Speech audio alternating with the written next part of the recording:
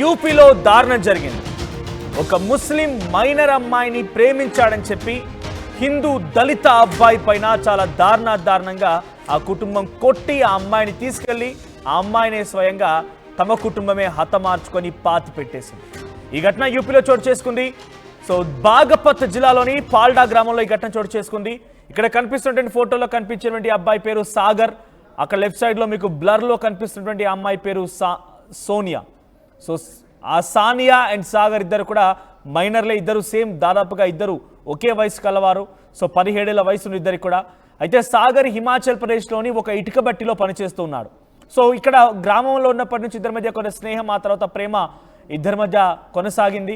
ఆ తర్వాత సాగర్ అక్కడికి వెళ్ళిపోయిన తర్వాత కూడా ఈ ప్రేమ వ్యవహారం కొనసాగింది. తరచుగా ఫోన్లో మాట్లాడుకోవడం కానివ్వండి, వచ్చిపోయినప్పుడల్లా అమ్మాయిని కలవడాలు ఇవన్నీ జరుగుతూనే ఉన్నాయి. అయితే జూలై 12న హిమాచల్ పారిపోయింది ఈ జంట. 22న ఇద్దరు కలిసి 10 రోజుల తర్వాత, వాళ్ళు పారిపోయిన 10 రోజుల తర్వాత ప్రేమ వివాహం చేసుకున్నారు. సో ఇద్దరు కూడా ఒక రకంగా వాళ్ళు దాదాపుగా పెళ్లి చేసుకోవడం అంతా జరిగిపోయినట్టుగానే తెలుస్తోంది. అయితే 22వ తేదీన ఎగ్జాక్ట్గా 10 రోజుల తర్వాత ఇటు సానియా కుటుంబీకులు హిమాచల్ ప్రదేశ్ వెళ్ళి అక్కడ ఇద్దరు జంటని పట్టుకొని సాగర్ని చితకబాది ఒక రకంగా చచ్చిపోయేలా ఆయన్ని కొట్టి ఆ తర్వాత తన కుమార్తె సానియాను తీసుకొచ్చారు సానియా బంధువులు. జూలై 22న రాత్రి సానియాను ఇంటికి తీసుకొచ్చిన తర్వాత గొంతు కోసి హతమార్చి అతన్ని పూర్తిగా చంపేశారు.